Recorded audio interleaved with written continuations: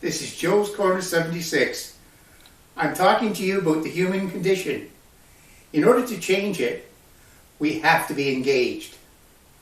Democracy. Is it the best system? What do you think about it? I've looked at the last couple of elections in Canada. I've looked at the federal election. Only about 66% of the people voted. So the government you got was a minority government, and I've looked at the Ontario election. Only 43% of the people voted, and you ended up with a majority government. One of the first key things that came to mind is all of the eligible voters did not vote. They have used the phrase, "It doesn't really matter. My vote doesn't count. I can't make a difference." Well, that's why we end up with the mixed bag of politicians and policies that we've got, because you are not involved. You don't vote.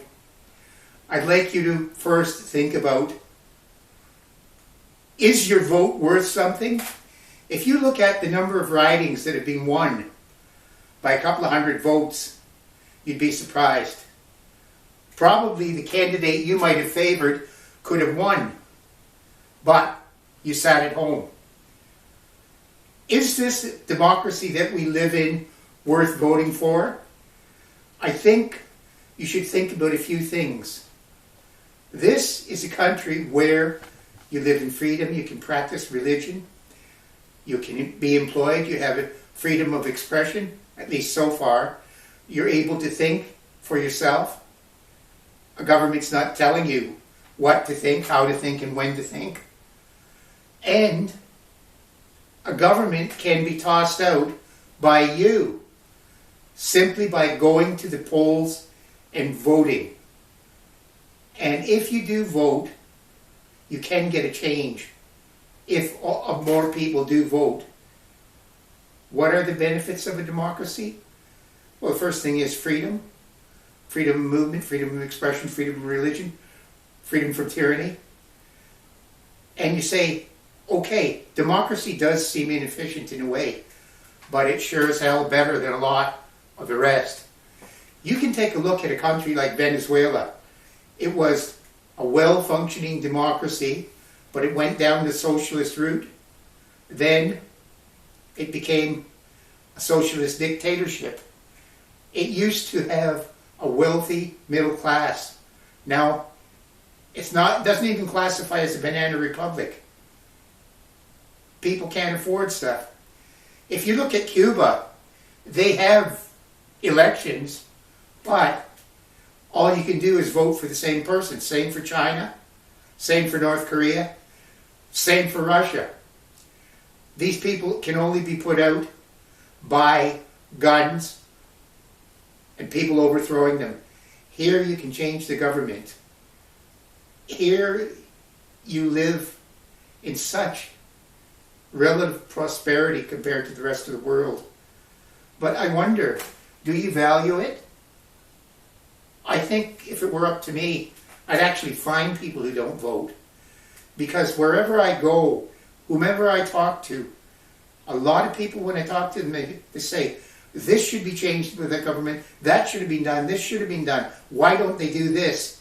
And the question that I've asked many of them is, have you voted? And there's a fair number that say no. So I say, really, you've given up your right to express yourself. You've given up your right to have the kind of country you want. You've given up your right to change the government. You've given up your right as a free person to express and use one of the most valuable privileges that we can have in this world. Democracy is a fragile, very fragile thing. It can be lost very easily. If you just look at Ukraine, it actually was a working democracy.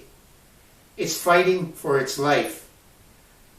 And we don't have to do that. right now. We have a lot of problems.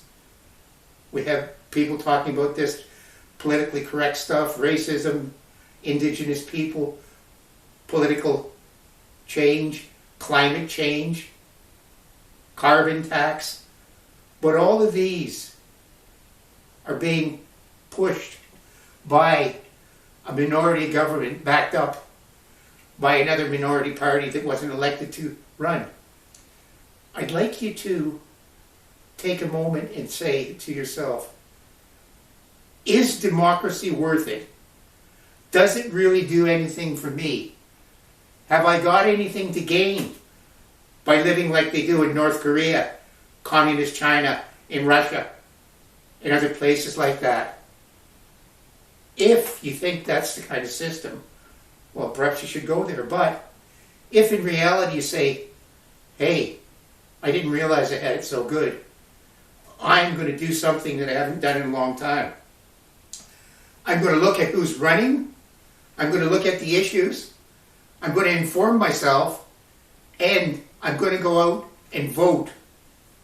You would be surprised what your vote can do when you multiply it by the number of people who haven't voted. We might end up with a government that truly represents the majority of the people, not a majority of the minority. Change can only happen if you're involved. Change can only come about if you want it to. But please remember, if you don't vote, if you don't value democracy, if you don't value the freedom to change a government by ballot, please, do me a favor. Stop bitching. You haven't been involved. You haven't voted. You've left it to certain parties who get their votes out and they become the government even though you don't want them, even though they weren't elected by the majority, and a lot of you don't even like the policies that they process and discuss and actually implement.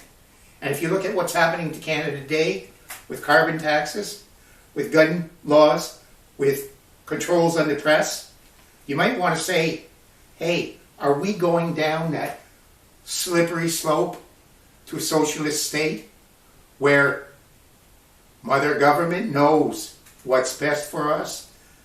Mother Government knows what we need to think. Mother Government tells us where, when, and how to do what they want. If you don't want that kind of situation, you have got to think about your democracy. You've got to exercise your vote. You have got to say, this country, this system, this freedom is worth a vote. I don't have to fight for my life like they do in Ukraine for it. Please, take something that's very precious, that so few in the world have, and exercise it. You can follow me on Facebook, Twitter, and Instagram. And you can hear me on Spotify, Google Podcast, Apple Podcast, Radio Public, and YouTube at Joe's Corner 76.